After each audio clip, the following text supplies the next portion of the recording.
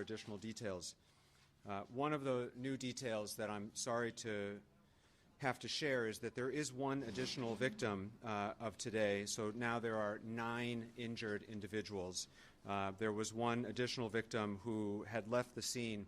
It was not a gunshot wound. The individual learned that they had received fragments from the shooting that had occurred near them, and so they have non-life-threatening injuries, but is now the 9th victim who is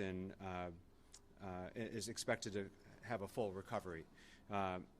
Additionally, we want to make sure the community knows the individual responsible is still at large, but importantly, at the conclusion of this press update, we will be releasing a short video showing an image of the suspect. That will be available to all of you when we've finished this briefing. We know there's a lot of fear and anxiety in the community right now, and we want folks to know that while it is the case that the shelter in place remains in effect for the broader Brown community, that includes campus and the neighborhoods surrounding the campus, we are doing everything we can, and we've been receiving tremendous assistance from our partners in law enforcement. The governor, under his leadership with the state police, has been terrific. The FBI, the ATF, and many communities around Rhode Island have assisted. There are over 400 officers currently in the area assisting with both the investigation and to ensure the safety of the Providence community. Additionally, Providence Fire has been deployed to venues of assembly. We know that this is a busy time. It's a Saturday night in the holiday season, and so you may see firefighters at the mall, at PPAC, at Roger Williams Park, and we don't want anyone to be concerned that there are any issues, but rather we want folks who are out in the community tonight to see a person in a position of authority and to feel safe in our community. We have no reason to believe that there are any additional threats at this time. Any calls that have been received in the last several hours to 911 have been unrelated, and there have been no additional calls for service or calls of anything related to this incident. The video that will be released is from that building where the shooting occurred, which is the Barrison Holly building, looking towards Hope Street. And as I mentioned, that will be shared as soon as we conclude. We are still encouraging, as we did earlier, for anyone who thinks that they might have information relevant to the investigation to call the police, the Providence Police non-emergency line, which is 401-272-3121, 401-272-3121. Of course, you can also call 911, but if you have information that you think might be able to assist in our investigation, please give us a call. At this time, I'd like to turn the mic over to our Governor, Dan McKee, who's been in touch with federal, state partners and has been a tremendous assistance to us here in Providence throughout the evening. Governor? Okay, Mayor, and thank you for your leadership and all your entire team. And our job right now is to support your team, and we're doing just that. All our state resources are available, not only to the mayor, but also Brown University, which our hearts go out to Brown University. I have had calls along with the mayor, with the FBI director, Patel, who's offered assistance to us as well, a direct assistance. I just received a call from the President Trump as well, expressing the same type of urgency and the same type of offers to respond to us in a way that we, one, keep people safe, but also, two, we're going to make sure that we catch the individual that brought so much suffering to so many people. And so with that, I would just say that we're going to continue to work together. State police is on board. We know that there's going to be need for some counseling strategies, so we've already activated that through our health department. And we'll make sure that we take the lead from the mayor and then provide all the assistance we possibly can, along with your lead as well, President Paxton. So with that, I'll give the mic back to you. Thank you, Governor. Now we'll introduce Brown University President Christine Paxson. Brown PD was the first to respond and has been an incredible partner, and we have two priorities right now as a community. One, to bring the individual responsible to justice, and two, to pray for the full recovery of those affected. the Brown community's heart is breaking and Providence's heart is breaking along with it. We're a week and a half away from Christmas, and all of us are getting calls from concerned families, parents, employees, relatives. And so, President, we just want you to know that Providence and Brown stand together today, tomorrow, and in the months ahead. Please.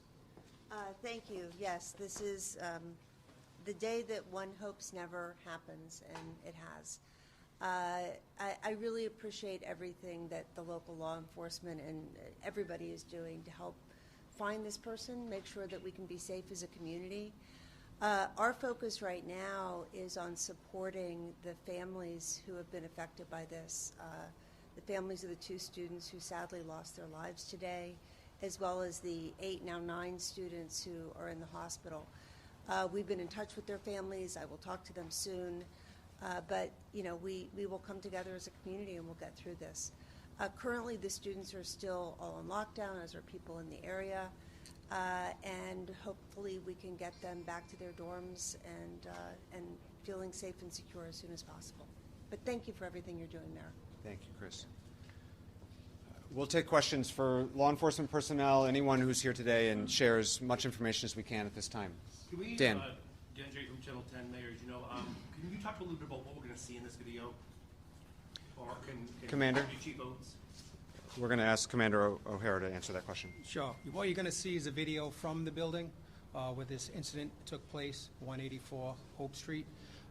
It's of who we believe is the suspect, leaving that area, walking on Hope Street, and taking a right on Waterman towards the water.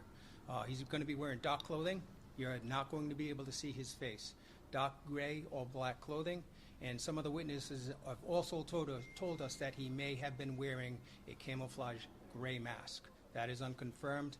But if anybody should recognize this person in any way, seen him earlier, recognize his gait, obviously we want to know about that as soon as possible. You had said, or somebody had said, and I want to make sure we're correct in reporting this, that he may have walked out of a building.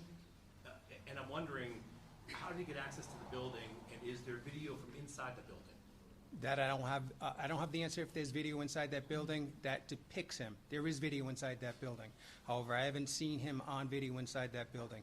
And he did walk out of the building. So can walked you away. explain that to me in all of us? So he was in the building, but we don't have video of him in the building. We haven't recognized him in the video yet. We do see some video from inside the building of a commotion. Clearly students are running. However, we don't have from the video that I've seen so far, we don't have the suspect depicted in a video. Is there any reason to believe this is international terrorism, or is this just some disgruntled That we don't know yet. a disgruntled student that just came in to shoot up because he was upset about final exams or something like that? We're not sure. No idea. Commander, have you been getting tips since the last briefing? Yes, some tips have been coming in, and we have been running them down. We're going to be using the assistance of the FBI to categorize all the tips that come in so that we have it in an orderly format for us to look at. But yes, we've had some tips. None of them have worked out for us yet. Has law enforcement, do you think, like, do you have a better idea than we did just 3 hours ago, since at least now you have a visual image? Yes, a little bit better, but we're still not there yet, John. Has law enforcement Ian. done inside the building? Ian first. Commander, has law enforcement done any building-by-building search of the area, surrounding area? Yes, we have. We've gone through some buildings. We've made sure that students that were barricaded themselves in were safe. We removed them, and they're now in a reunification center. How far has that search gone into the residential area around Brown? It's gone to all the buildings that we think that were affected by it. Any student that called us has said that they were barricaded and they didn't feel safe. Those are the buildings that we checked. Deputy Chief, does that video show a gun? No, it doesn't. It doesn't show a gun? And also, Mayor, the President confirmed that all of the victims are students at Brown University. I can't confirm that. I don't have that information to confirm. That's what you just said, right? That's what I've been told, yes. That all of the victims, including the 2 that passed, Although are students at Brown University. The last one who came in recently, I'm not sure. Okay. Yeah. There was a question over here. There was blood stains on the sidewalk of Waterman with clothing. Were all the shots done within the building, or were they shot outside? The incident took place inside the building. Inside? Yeah. There were blood stains in the clothing outside the building. Where in the building did it happen? It happened inside of a classroom, Do you know what floor? first floor. Has the weapon been found? If it wasn't in the video? No, it hasn't. Have you talked to any? Sorry, of the Steph. Can you walk us through what you now know about the timeline of events? What time did the suspect walk into the building, and how quickly did he begin shooting? Did he go straight for the classroom? Was it the students who were taking the finals? I don't know what the students were doing in this classroom. However, I don't also know how he entered the building that we're working on. Okay, so you don't know that yet. And is the suspect of college age? Does he seem in the video? He could be in his 30s, but we're not positive. That's our first inclination. Pat. Sir, can you speak to the type of presence from the federal government that's on the ground right now, and what type of personnel do you expect in the coming days, specifically tomorrow? So right now, we're working with ATF and the FBI, who are present right now. Those are the federal agents that we're working with. Deputy Chief, based on the bullets, Deputy Chief, do we know what kind of gun? We don't have the gun identified yet, no. What type of activity are they engaged in? Are they doing data collection, evidence collection? Data collection, evidence collection, and video collection. Go ahead. How many other people were inside the classroom? That I'm not sure of. I don't know how many students were in there. President Paxton, could you maybe answer some of the questions about the Brown students? What was that class there for? Was it a final exam? You're the president, you must know. I don't know. But you don't? I don't know that. Okay. Sir, you had a question? Yes. Go. So have the shelter-in-place orders or evacuation spread to other parts of the city? Because we've heard that happened at the moment. No, they have not. The shelter-in-place has not changed. It remains in effect for the Brown campus and the surrounding neighborhood. City of Providence, you know if you live near Brown, that's where the shelter-in-place is in effect. It is not in effect in other neighborhoods because we have no reason to believe that there is any particular threat beyond the campus area at this time. As I mentioned at the press briefing before this, I'll reiterate right now. In this day and age, there is a lot of misinformation that can spread as it pertains to official updates regarding the shelter-in-place or any future announcements. Please follow the City of Providence official social media channels. We've also put out updates through our 311 system, but the City of Providence on Twitter, Facebook, and Instagram will be updating throughout the evening. If that did not come from an official channel, then it is not official. Right now, the shelter-in-place is the same as it had been earlier, and it remains the same. Please, Ed. How is the shelter-in-place message being conveyed to the neighborhoods? Is it just through the media, or are you making phone calls? So we have all of the above. We have conveyed it through the media. We've conveyed it through our official social media channels. We've pushed it out through our 311 system, which is the city service system. We've been in touch with our city council leaders throughout the neighborhood, including our councilman John Gonsalves from this neighborhood, who have their own distribution channels through newsletters and such. And for all of you who are Rhode Islanders, you know this is a close-knit community. That is our strength, particularly in this moment. We are all in touch with our neighbors. We are all in touch with our loved ones at this moment, and we are sharing information as directly and honestly as we can, and we will continue to push out updates through those same various channels. Please, in the way back. Hi. Is there any indication of when students were sheltering in place in public campus buildings, when they will be allowed to at least leave and go to those reunification sites? There is no notification about when that might end because we will make that announcement when we feel like it is safe to do so.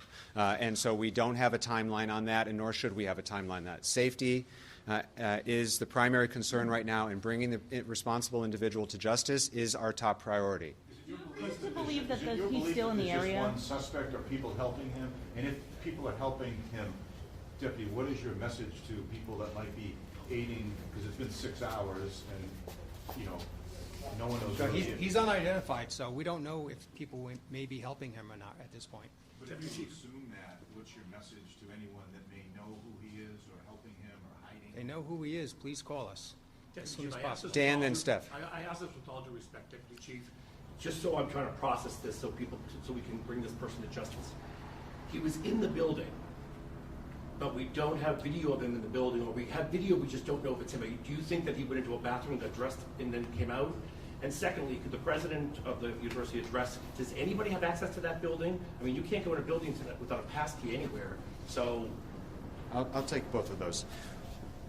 As has been said, and we'll say again, the video that we have and the video that we will be sharing when we conclude this update is of the suspect leaving the building. Right. We are combing through lots of video, both on campus, through private cameras. Providence Police, with the great assistance from our federal partners and others, is combing through any video we can find. And again, to the community, if you have some of those Ring cameras or other video that you think might be relevant, please call us and share it with us. We do not at this time have video that we have seen of the individual coming into the building or moving throughout the building, but that doesn't mean that we will not discover it. We are actively working this investigation as we speak. It has been a priority for us to give updates when we have them. That's why we're here right now. When we have more information, we will share it. As was reported at the earlier press conference from the provost, because there were exams taking place, the outer doors of the building were unlocked. There were sure to be doors inside the building that were locked and that require badge access, but the outer doors were unlocked because it was 4 o'clock while exams were taking place. That was reported earlier. That remains true now. Please, Steph. Is there do we have any reason to believe that the shooter is still in the area? We don't know. President Paxton, could you talk directly to the students? They've been on lockdown. What about meals? What if someone has a medical emergency? Right. If you could talk directly to the students right now that President, if you could walk behind the stand. that have been in shelter. I mean, I know the students are anxious, and I know they're in very constant communication with loved ones and parents through social media and on their phones. If we hear that students need support, if they have a medical issue or something like that, we will address it. Our major priority right now is for their safety. President Paxton, could you confirm that several of the victims are on the women's lacrosse team? I cannot confirm that. President, how are you doing today? Are you processing all this? Yeah, it's hard to process. I was on a plane to D.C. when it happened and flew right back, and I'm catching up right now. President, with all due respect, 6 hours after the shooting, and you said you don't know what was going on in that classroom, how does that happen?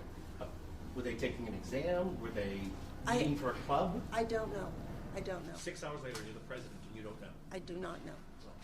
Mayor, do That's they kind have of any concerning. showcasings or as evidence as a result of any determinations they made about the style of weapon? Yes, there's shell casings, but we're not going to release any specific information about that type of evidence. As more time goes by, do you think that without having an identity of suspect, do you think that aids in his ability to get further away from law enforcement? As I mentioned, we've got over 400 officers on the ground right now. Every minute matters. We know every minute matters. And other than the people you see standing behind you, everyone else right now is out on the streets working hard to bring this individual to justice and to bring some confidence and safety and security to our residents. And that's what all the people who should be doing are focused on. We will continue to provide updates as they are available. We will continue to do regular briefings. Please stay informed to our press list. If you are not on our press list, please let us know. You can find any of the individuals back there who can sign you up for the press list. That's all the updates we have for this time. We will share the video that was referred to several times to that same list. So if you need to be on the email list, you can see Josh here or a couple other staff people in the back. Thank you. Those are our updates for now. That's all the time we have, and we will be back here when we have more to share. We will continue to do regular updates. Thank you. Thank you. Thank you. Josh is going to send it. Is it an email? It's an email. Is there another press conference tonight? Probably. We'll try to give you No, I know, updates. just Yeah. so we can plan. I'm expecting to do one more tonight, yes. You are? Yes. Here? Yes. Okay. Can I ask you?